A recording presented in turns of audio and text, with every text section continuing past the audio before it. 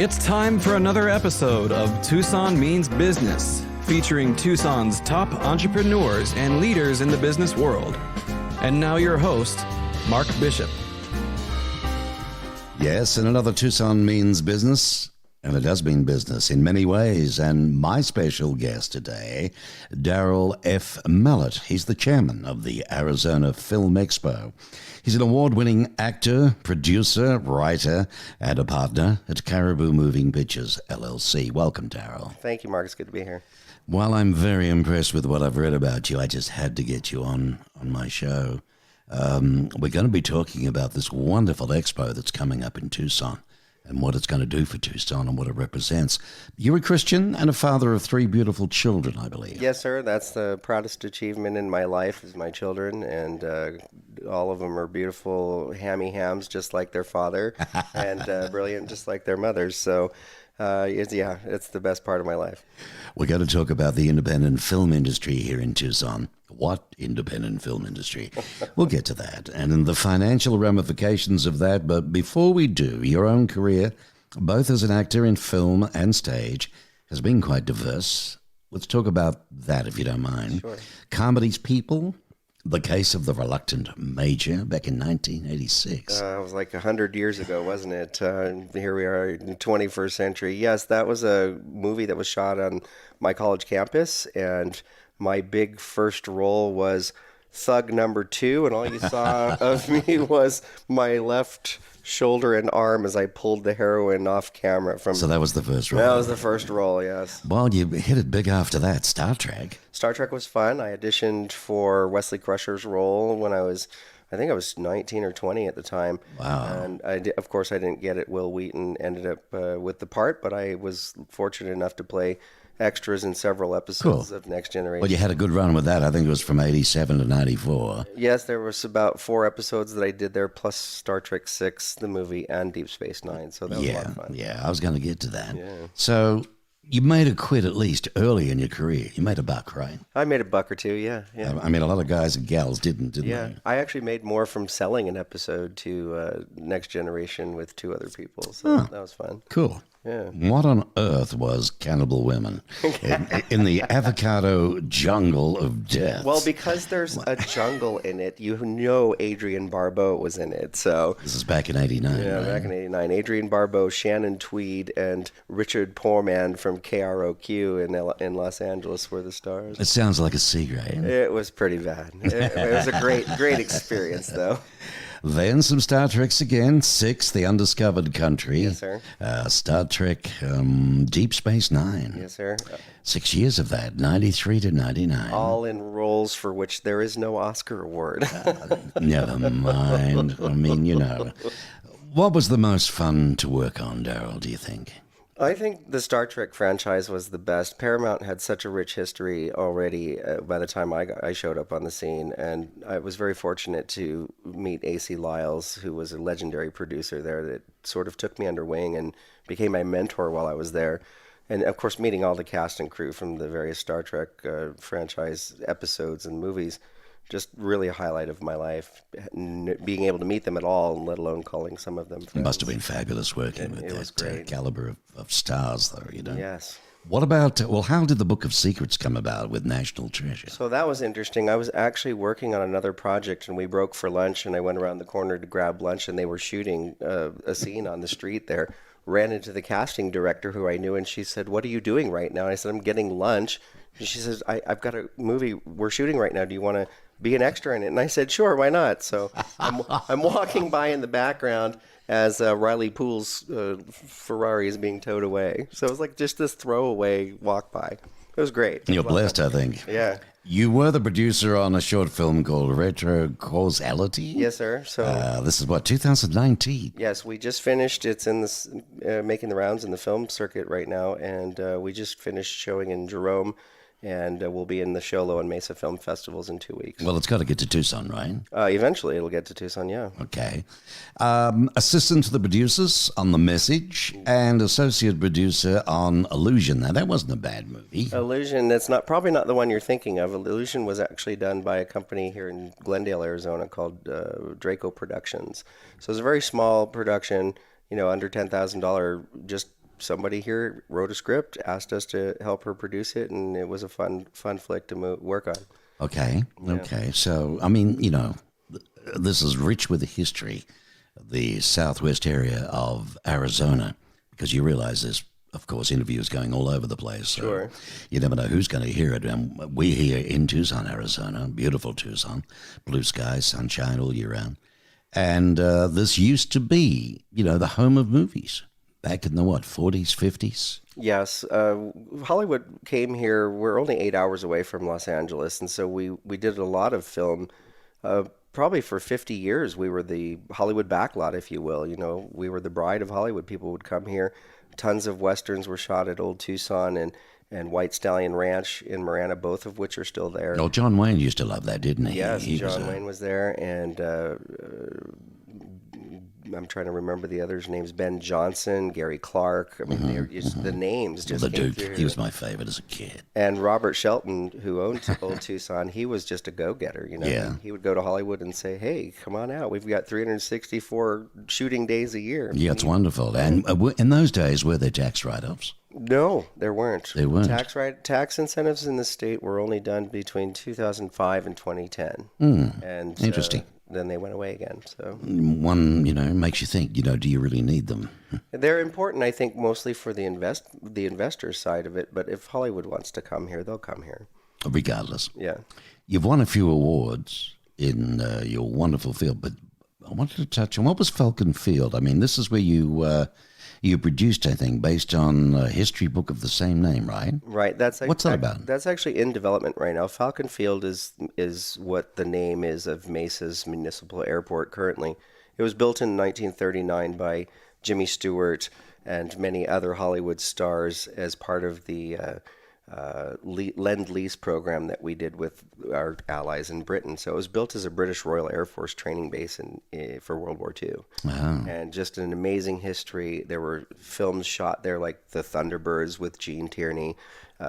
So the cadets were extras in movies while they were training. Fabulous, yeah. They would go to Hollywood. So there was a lot of interaction between Hollywood and Falcon Field. I lived next door to it for 8 years before I found out that this was its history. Right. And I was compelled to write this book and met over 300 of the RAF boys, many of whom have just been dropping like flies the last few years. They're all in their late 80s, Yes. early in late 90s. Fantastic gentlemen, and the book was really a labor of love. It's available from Arcadia Publishing. And then a friend in the industry called and said, "Would you be interested in developing this into a dramatic television series?" And I had to think about that for about 3 seconds before I said yes. And so that's actually in development right now. Right. Well, when you first started sharing that with me, I thought you were going to tell me, because I think Jimmy Stewart flew. Jimmy Stewart did fly planes. He was a private pilot, and a lot of the Hollywood stars used to. Right. I wouldn't be surprised if they were in and out all the time here. And they were also working with the other countries, our allies during World War II. There were 29 nations that actually trained in Arizona during Really? World War II. Chinese, There's a lot of rich history there, isn't there, for a good is, movie? For sure. Makes you think. Now, you've won a few awards. We talked about that. You're an award-winning stage actor. Yes. Appearing in over a dozen productions, including the infamous Pirates of Penzance. That was for the Carson Civic Light Opera. Yes. And you won a Drama Logie Award, which is an Ebenezer Award for his performance in A Christmas Carol, yes? Yes, I played Christmas Future, which has no speaking part, so it was quite the shock to win an award for physical acting. Physical right? acting. Yeah, it was a lot of fun. So Dramalogue was a theater magazine that existed back in the day, and they would give out awards for regional performances. So best Christmas Future of Southern California that year. I mean, I feel pretty good about that. I like to do a person's background when I interview because it gives us a very good idea where your head is at. Yeah. And what you're trying to do, particularly, which we're going to get onto, because it's a big challenge bringing this, the whole gamut of Hollywood to try and get them to come to Southern Arizona, into Tucson, and what you're doing with the Film Expo of starting something that, who knows, maybe 10 years from now we can turn around and say, wow, to think it's this big now, you know, we never thought it'd get to here, that type of thing. Now, an author, you pen well, you've published 19 books. Where on earth do you get the time to do this stuff? Tell me. Being a chronic insomniac helps. If you don't sleep much, you have time to pound the keyboards. You've edited 50 books. At least. And you've got a few more coming on the next couple of years. Anything there that's worthwhile telling us? We're going to have a second part of Falcon Field. The first one was a pictorial history. The second one will actually get into the Lend-Lease program with England. And then there are 5 other Royal Air Force bases that were scattered across the United States. So I'll be reaching out to them as well to try to put a book together on each one. So. Well, I tell you what, it's coincidental because it was only this weekend I had a friend over from Australia, and he was dying to see the Beamer Air Museum. And I hadn't been there as yet, and the Boneyard, so that was a heck of a tour. Yeah. Just in there alone, the history, you know, it brought up all the hairs on the back of my neck, I tell you. Yeah. You are heading up something very important for the state of Arizona. It's happening right here in good old Tucson. Actors and crew in Hollywood, they can be picky and choosy, shooting their locations. Actors and crew in Arizona tend to view the entire state as local. Give us the background on what's happening. So because film tax incentives seem to be important to the Hollywood structure, when other states started offering them and ours went away in 2010, a lot of the big studios went somewhere else. They went to Albuquerque, they went to Georgia, they went to Toronto. But so that automatically obviously reduced the number of productions that were being made in Arizona. So a lot of the actors and crew members here went other places because that's where the work is. They went to California, they went to Albuquerque. And so the reason that this is important is because we're trying to bring it back to the state. We've watched several other states mismanage their tax incentive programs. Usually because there's a cap on the amount of money they'll pay back at the end of each year, and then the rest of the money seems to go to whatever the government needs it to go to. And so there are several states that are struggling to pay Hollywood back the money that they've said that they would give back as part of the tax incentive. So there's a whole minefield that I'm still studying, and we're discussing this with other states that are doing it fairly well to try to find out what we need to do. They are important, but they're not urgent. And the reason I say that is because if the governor, who is Doug Ducey, who is very supportive of the film industry, signed those into law today, and then the business came like it does in Atlanta, like it does in Albuquerque, we wouldn't be able to handle the work with local crews at this time because people have gone away. There's been this mass exodus out of the state to follow the work. So it's kind of like happy hour, right? Everybody loves happy hour, but if you don't have the restaurant, then where are you going to have the happy hour? So we need to rebuild the infrastructure of the state here first before we have to. No, that makes a lot of sense. You talked about Albuquerque, so we're talking New Mexico. What do they have as an incentive then at the moment to attract? I'm not sure what their percentage is. I think it's ranging between the 20 to 30%, 20 to 30% back on the amount of money that's spent in the state. They do have Albuquerque studios, which Netflix purchased less than 2 years ago, and obviously it's the cheaper labor pool. It's cheaper to live there than it is to live in Phoenix or Tucson, say, and so there's a lot of reasons for them to go there for the tax incentives. Plus, they have a very strong film program. Now that we have Matthew Earl Jones here as our film commissioner, we're trying to rebuild our infrastructure so we can compete with them. The problem is, it's not really competition, is it? Because you're in radio, I'm in television and film and stage, but we're different parts of the same industry. We're part of the entertainment industry. And so what we're trying to do with this expo also is break down these barriers where it's not a Tucson versus Phoenix mentality. It's not an Arizona versus New Mexico mentality. We're trying to get people to work together because we're all in the same industry. But of course. Yeah. Well, of course. It's a catch-22. You can either get the funding or the investors, and now we don't have crews to make the darn things. Exactly. Or we've got a lot of people out of work who are very good at what they do. Right. And there's no investors around. So this Arizona Film Expo, all right, it's going to be a business exposition and conference for Arizona filmmakers, along with actors, directors, producers, writers, and crew members.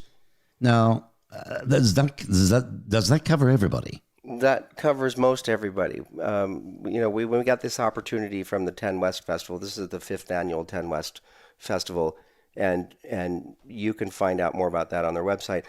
10 West is basically a festival that showcases all of the great things that are in Tucson and Southern Arizona. So we've got the Biosphere, we've got U of A, we've got the city of Tucson, we have all our museums. They're all participating in this 10-day festival. Mm-hmm. And so when they invited us to come and do the Film Expo as part of their organization, it was just really a great opportunity for us.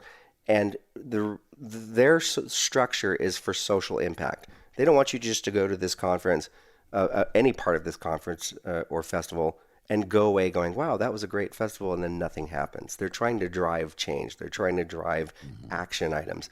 And so you covered most of the people, but what we're also doing is we're bringing other shareholders to the table. We're bringing mayors and town managers and economic development people and convention and visitors bureau and tourism attractions to the table, other industries, hotels, rental cars, caterers, people who support the film industry and would benefit from. Very much so. So we're trying to get all the stakeholders to the table at the same time. That's very important because let's face it, I mean, 9 out of 10 people, unless you're associated with the industry and work in the game, you go to the flicks, you go to a movie, wow, I had a great time, ate my popcorn, went home, whatever. But when you get in behind the scenes, there's food needed, trucks needed, accommodation. Porta-johns. I mean, it just goes on and on and on, doesn't it, of the things. So this is rather clever. So the idea is to network, sort of get everybody together who's involved, come in the front and center. It's not just, actors and writers and producers. It's all the other industries as well are welcome to come to this and mix and mingle and so on to disseminate and gather information, find out, I guess, and what's being worked on throughout the state and whose resources are available.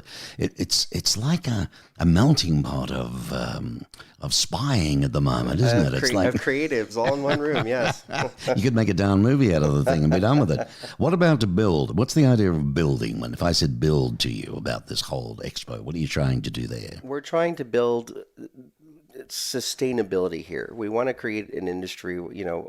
At Caribou, we've always said paychecks and dental plans for everyone. That's our goal.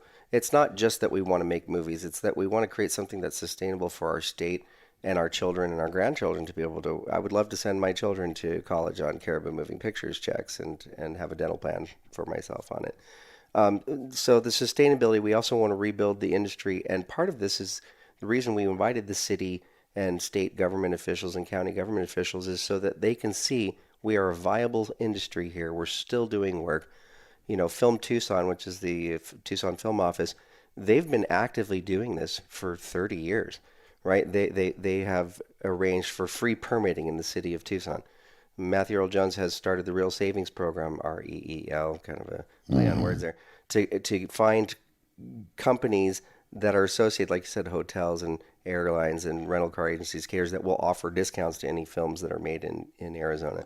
And so we're trying to have local incentives built up. We're trying to have networking built up.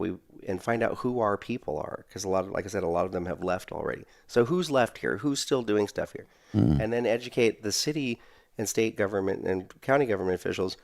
This is what we're doing. This is what we're here. This is how you do it. We only have 6 AFCI accredited film commissioners in the state.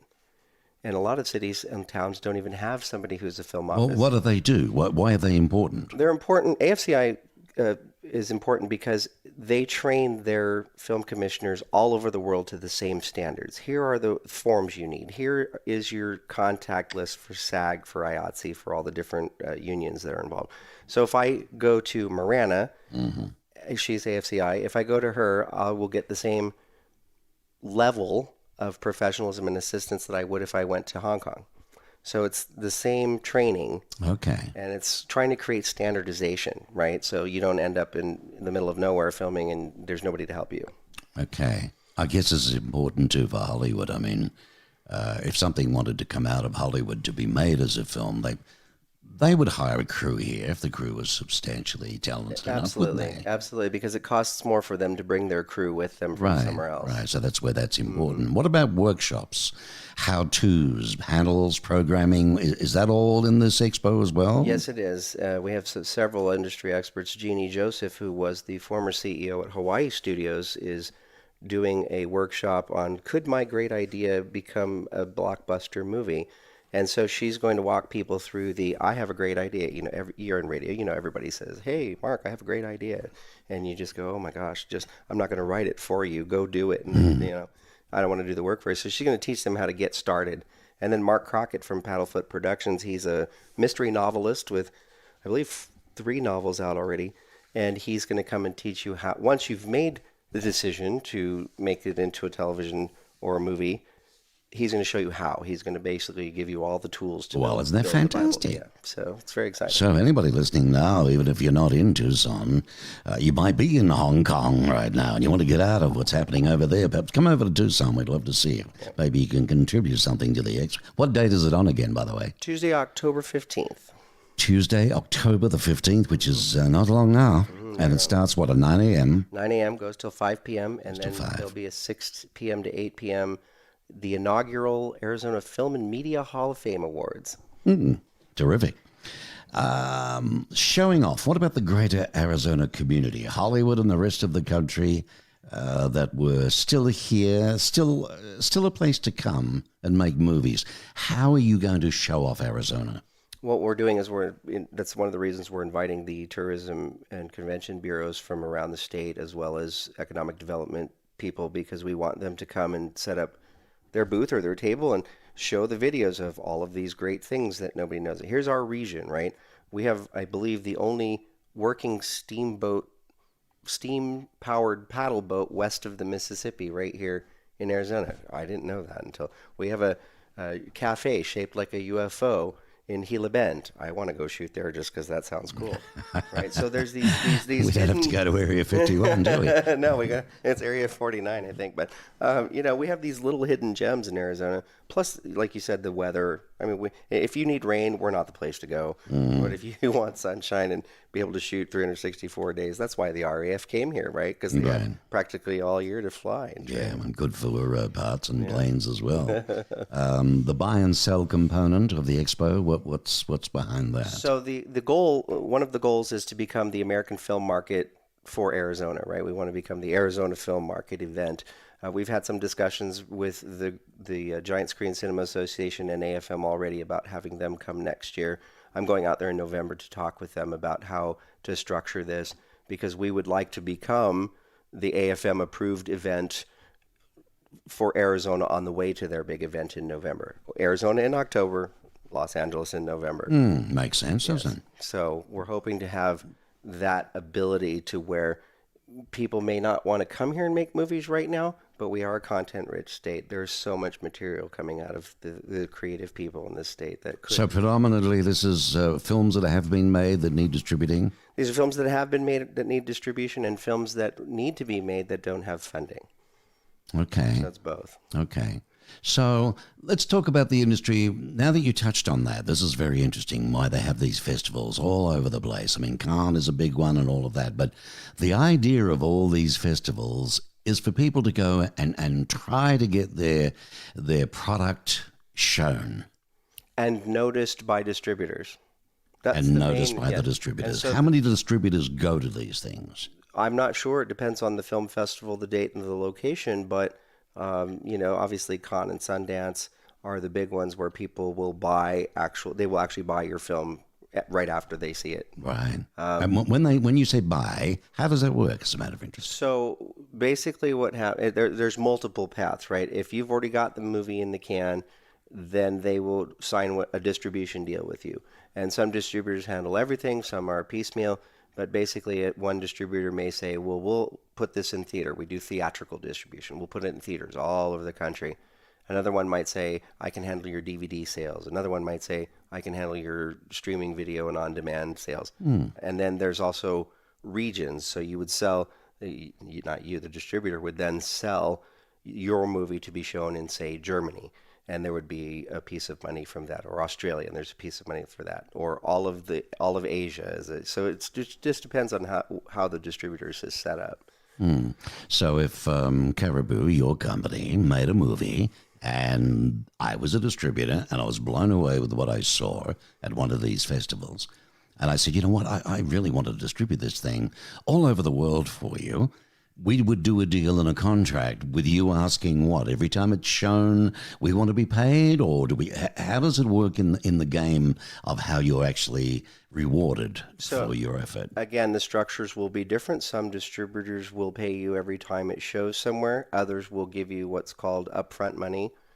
Basically, like in the publishing industry, it would be your advance. Okay. And then you wouldn't get any more money until that had earned out.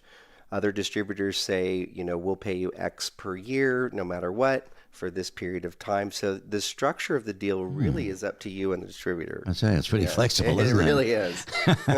As long as they don't go out of business in 3 years, that's, as long as you get what's due to you. That's excellent. What about, what's the genesis of this expo?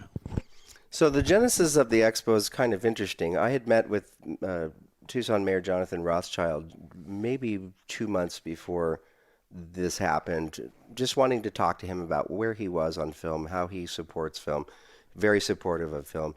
And since the city of Tucson is part of 10 West, that's kind of an interesting dovetail. Another filmmaker, Genevieve Anderson, she's out of Los Angeles and has a home here in Tubac. She was filming Dust One, this movie called Dust One, here in southern Arizona.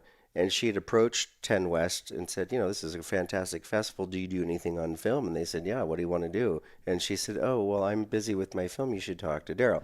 And then they called me, and apparently the mayor maybe had been talking to them too. I mean, there was many, many paths into 10 West, and suddenly I got this phone call that said, we want you to do a film thing. And I said, film thing is very vague. And their response was to change the dialogue from there's no reason to film in Arizona anymore. And I said, to what? And they said, anything but that. And I said, great, let's do it. And so that was kind of the genesis of it. I approached my team at Caribou and said, hey, do you guys want to do this? And they said, absolutely. So, and we've just been gathering partners like yourself, like Southern Arizona Video Productions, Paddlefoot Productions. There's just so many groups that are coming together for this. It's fantastic. Well, I hope you're enjoying this episode of Tucson Means Business. And of course, we're very grateful and very proud to have as our sponsor the 49ers Golf and Country Club, a icon tradition here in wonderful Tucson, Arizona. And my particular guest today from the 49ers is the Director of Membership and Tournaments. And his name is Casey Polivchak. Hi, Casey. Hey, Mark. How's it going today? It's going well. Thank you very much. I want to talk about memberships. A lot of talk about golf clubs going down and people not playing again. And we're increasing. What's happening there? The club over the last 7 years has just really made a nice big increase in membership. It's been steady, but if you look at our numbers, year over year, we're definitely on the climb. Is there anything specific that you can point the finger at for that, do you think? Yes, absolutely.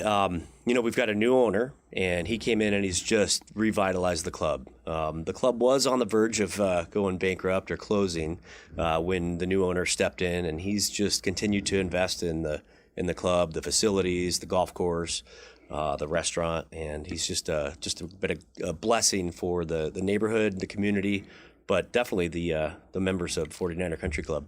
Well, it's quite unique. It's a beautiful course with trees everywhere for shade. And of course, a lot of people think in the desert. I mean, this particular show goes all over the place, so you never know who's going to hear it, or which country for that matter. But should they be visiting Arizona? And I've heard a lot about the 49ers Golf and Country Club. It's easy to find. It's on Tanque Verde Road, heading east out of town. Anybody can point that way. Your GPS can get it, not a problem. It's about 12,000, and you can see it because of the entry gates. Very nice entry gates there, and you'll see the club on your left, which is the Rincon Mountain Grill, as you go into the actual golf club, and then you'll find the pro shop and so on. So it's easy to find from that point of view. What would you say to visitors? We do have a lot of visitors, don't we, from the Midwest, from the North, the colder climates and so on, as we call friendly our snowbirds. Mm-hmm. Yep. What would you say to them about if they haven't been to the 49ers yet? Okay, so 49er, I would liken it to a Midwestern-style golf course because of the tree-lined fairways. When we get our snowbirds in, if they're coming out for a golf trip, a lot of times I recommend they come play 49er if it's a warm-up round, if they haven't played for, a couple months because of the snow on the ground. The thing about it is it's tucked into the corner of the mountains out there. That's what Rincon means. All right. In the corner. But the golf course is, it's more traditional tree-lined fairways, elevated tees, elevated greens. It's a great golf course to play. It's not going to kill you. It's not going to, have a bunch of huge forced carryovers, desert and cactus. And it's not what one thinks. No, it's not. For the But desert, yeah. You got to keep it straight. It'll challenge you that way. You got to keep it straight. And of course, if if it talks your cork at the moment, simply go to the 49ers website, which is 49ercc.com. That's spelled out FORTYNINERCC.com. There you go. Okay, so do that. There's some lovely photographs, great stories to look at, and it'll give you everything about the club. You can't fail. All right? We're going to be back with Casey another time. You're listening to Tucson Means Business. Well, you're listening to Daryl F. Mallett. He's the chair of the Arizona wonderful film expo that is coming up here in the middle of October in Tucson, Arizona. And he's also a partner at Caribou Moving Pictures, which is a production company right here in Tucson. Why is Arizona called the flyover state? All of us that are here in the film industry hate that moniker. The reason we're called that is because everybody is driving or flying through us or over us to go to Albuquerque or somewhere else. To Louisiana or to Georgia, yeah. Right. And my office is right on I-10, and I see oh, look, there goes the Paramount truck, and oh, look, there goes the MGM truck. Oh, that would be heartbreaking. And then I see them coming home, and I want to run out and throw spike strips out and say, hey, did you at least stop and buy gas? And did you spend any of your money in Arizona? Mm-hmm. And so we're trying to get them to say, oh, look, it's Arizona. We should stop here. Well, it's in life, I mean, it can take some time to find the gem in the desert. And we are the jewel. When they do find us, every Tom, Dick, and Harry will want a piece of it. You watch. What are film tax incentives, and why are they important, and to whom? Film tax incentives are tax breaks or rebates that a state, a city, a county, a region can offer a film production company in the form of money back that's spent, a percentage of the money back that's spent in our state. And they're important mostly to the investors. So say if you have a $10 million movie and you come to Arizona and we say, we'll give you 25% back. That means you have automatically $2.5 million that's being given back to you, if my math is correct. I'm not a mathematician. You may want to have your fact checkers check that. $2.5 million automatically slated to do publicity and advertising. So that money comes back to you even though you spent it in the state. Does that make sense? So they're getting double the bang for that 2.5. What about corporations that want to get behind it? Can't there be something structured where if they were to support the industry, they would get a sizable tax deduction? I would imagine so. Again, I'm not a tax person, but my understanding from running my own business is anything that I spend on business is deductible on my corporate taxes. Mm-hmm. So if I was to spend $100,000 sponsoring a movie, and again, it would be determined by the structure of whatever your company is, whether LLC or S Corp or whatever. But there's nothing special arranged for it at the moment for any corporation. No, there's nothing special. It's just a generic expense if it was to be. Absolutely. Well, that's not going to work, is it? That's not enough. You need more. What about me, Mr. Resident, Mr. Tom, Dick, and Harry down the street? What could I get out of backing a movie or investing? So the way I've always said it is, and I've never been one to fluff numbers,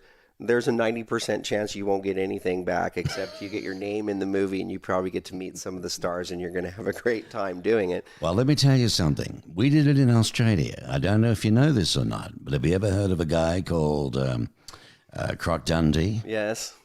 Well, we went public with it all across Australia, and little bitty old ladies, mate, $1 here, $1 there, $5 here. And that thing raised a lot of money. And it became a bigger hit than anybody ever thought it was going to be. I just sort of wonder if that is available. Obviously, there's Indiegogo. There's plenty of crowdfunding places that you can do that. One of the problems you have to be careful with is that you get into SEC rules, on what an investor means. So again, consult your tax person for that. Yeah, doesn't make it easy for the game, does it? No. You're working very hard to try and get it done. So it's really got to come out of government. Government needs to help. It's not going to be all dependent on them, but they definitely need to do something. So when Janet Napolitano was the governor here, she backed biotech, and they courted the Transgenomics Institute. They're the folks that translated the human genome, and asked them, would you come to Phoenix? And they offered all kinds of tax breaks for them to come, and TGen finally struck a deal with them, built this fantastic campus in downtown Phoenix.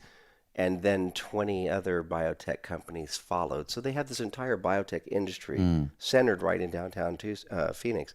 We'd like to have something like that to attract MGM, Paramount, Lionsgate, to come and have offices here in the Southwest. And if one studio would come and do it, I think that others It might drag some of the others.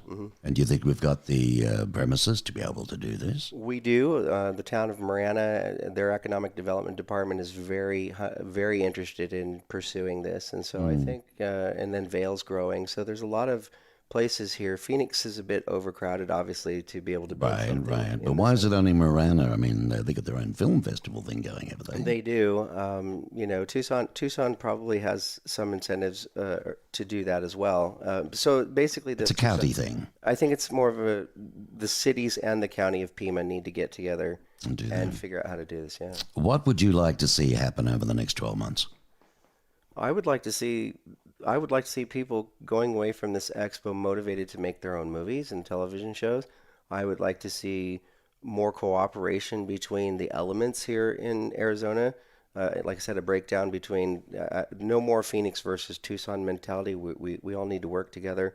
There's so many talented people here, Mark, in this state they're all heading in the same direction.